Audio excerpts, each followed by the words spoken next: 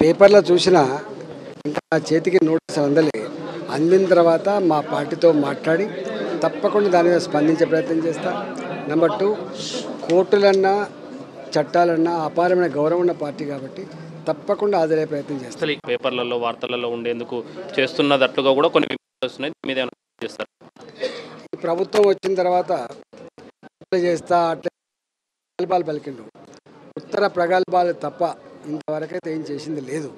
అయినా కమిషన్ ఎన్నిసార్లు పొడిగించబడదో నాకు తెలియదు, కానీ ఇప్పటికైనా రిపోర్టు రావాలని దాని మీద ప్రజలకు సంపూర్ణ సమాచారం తెలియజేయాలని చెప్పి కోరుతున్నాను. ఇష్యూ అసలు ఆర్థిక డిపార్ట్మెంట్ అనేది, ఫైనాన్స్ డిపార్ట్మెంట్ అనేది, ఆ డిపార్ట్మెంట్ పంపించినటువంటి అన్ని చూసిన తర్వాతనే మా ఫైనాన్స్ డిపార్ట్మెంట్ చర్య తీసుకోవాలి. అన్ని డిపార్ట్మెంట్ డబ్బులు పంపించేది అదే డిపార్ట్మెంట్. అది ఆ ఇంజనీర్ చూసుకోవాలి. దాని ప్లాన్ ఏంది, దాని డిజైన్ ఏంది, కంప్లీట్ అయిందా కాలేదా, క్వాలిటీ ఉందా లేదా చూసుకోవాల్సిన ఇంజనీర్లు వాళ్ళు చూసుకోవాలి. అదంతా అయిన తర్వాత డబ్బుల కోసం వచ్చేది మాది. డబ్బులు ఏమి టక్కన కొడితేనే ఉంటాం మేము. జీతభత్యాలు కావచ్చు, పెన్షన్లు కావచ్చు, లేకపోతే సంక్షేమ రంగానికి సంబంధించి కావచ్చు, ఏమైనా కూడా ఆర్థికపరమైన డిపార్ట్మెంట్కి ఒకటే బాధ్యత ఉంటుంది.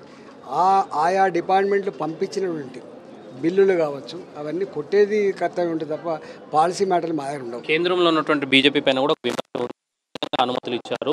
తొందరగా తప్ప అనుమతులు ఎట్లా ఇచ్చారు, ఏ మాత్రం కూడా ఫీజిబిలిటీ చూసుకోకుండా ఇచ్చారని కేంద్ర ప్రభుత్వం మీద కూడా విమర్శలు.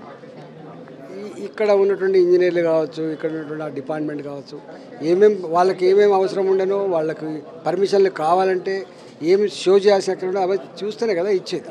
అటెండ్ అవుతారా కమిషన్ ముందు? ఎందుకంటే వచ్చిన తర్వాత చెప్తా. ఆ నోటీస్ వచ్చిన తర్వాత నోటీసులు ఏముందో చూసిన తర్వాత చెప్తా.